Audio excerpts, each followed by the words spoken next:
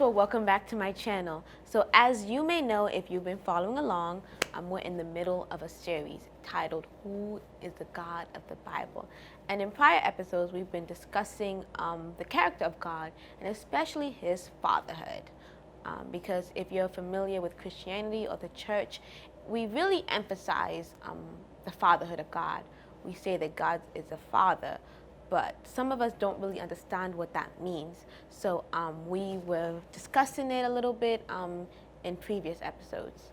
So in this episode, we are starting a new chapter in this series, and this chapter is titled, What is the Gospel?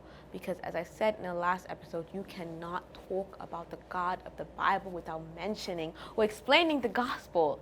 Like, the gospel is essential in understanding who God is and who we are and our response to God, or what our response should be to God. So we're going to dive into that a little bit. So I hope y'all like this video. Make sure y'all like, y'all subscribe, and y'all share it with others. Okay, so when explaining the gospel, the first question you have to ask is, who is God? And guys, I know in this whole series, we've been on the same question. Who is the God of the Bible? And I'm hitting y'all with the same question again. Who is God? But you cannot explain the gospel without first answering that question. And there's so much to say about God. That's why we have a whole series. God is a judge. God is holy. God is a shelter for the oppressed. But when explaining the gospel, a really great place to start off from is the creative nature of God. So God is the creator of everything, and that means he created you, me, and everything around us. And Colossians 1 verse 16 actually says, "For by him all things were created, in heaven and on earth, visible and invisible, whether thrones or dominions or rulers or authorities, all things were created through him and for him." Genesis 1 verse 1 says that in the beginning God created the heaven and the earth. Romans 1 verse 20 says, "For ever since the world was created, people have seen the earth and sky. Through everything God made, they can clearly see his invisible qualities, his eternal power and divine nature." So from these verses, you can see that God is a creator of everything. And one very important thing to note is that because God created everything, that means he existed before everything. So if God existed before everything, that brings us to another question. Who created God? Where did God come from? Disclaimer, China Ann McClain actually explains the biblical story of creation, and she supports it with science. And she comes from a very logical perspective. So if you're interested, I have put the link in the description below. So we're going to talk about the eternal nature of God. And I Google searched eternal, and basically it means lasting forever, no beginning nor end. And that's kind of hard for us to understand because we believe that nothing lasts forever.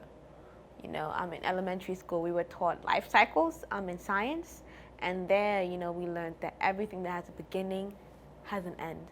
Plants, trees, animals, they don't last forever. One day they die, and then a new generation comes up again. Nothing seems static. It's like everything is a pattern. However, God is not bound by that pattern we're used to.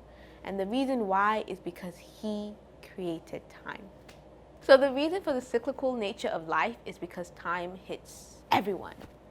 It's because of time that everything seems to have a beginning and an end. You can't get from point A to point B without time passing. Seasons change because of time.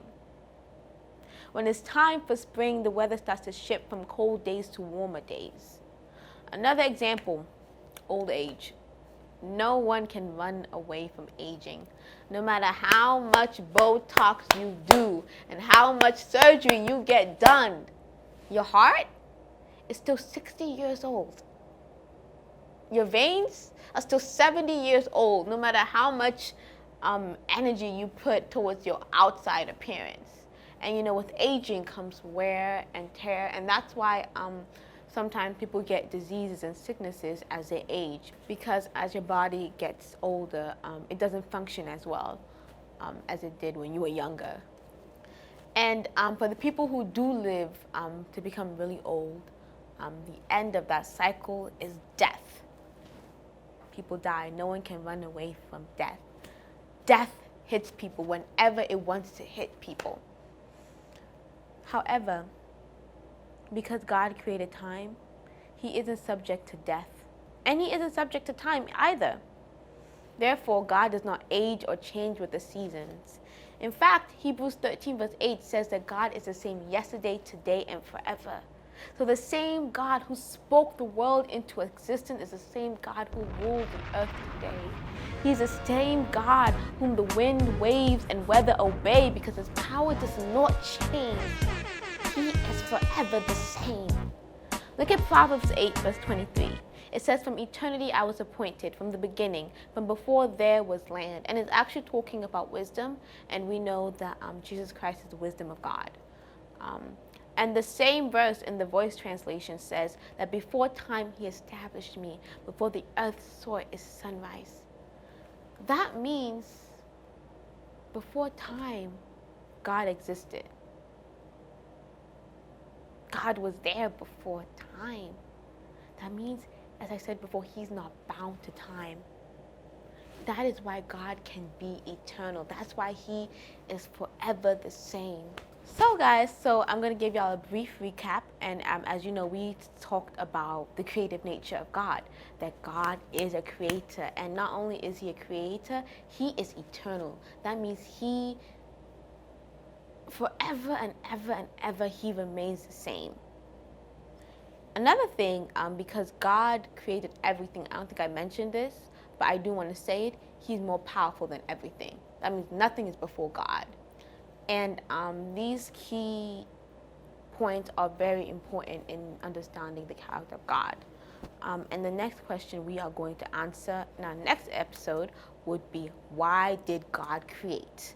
And we're going to focus on human beings, because of course God made so many things, but why did he create us? Like, what was his purpose for creating us? So understanding why we were created would serve as a foundation for what went wrong, what is sin, why we need a savior, and is really key in understanding the gospel. So I hope y'all like this video. Make sure y'all like, y'all subscribe, and you share this with others. Bye y'all.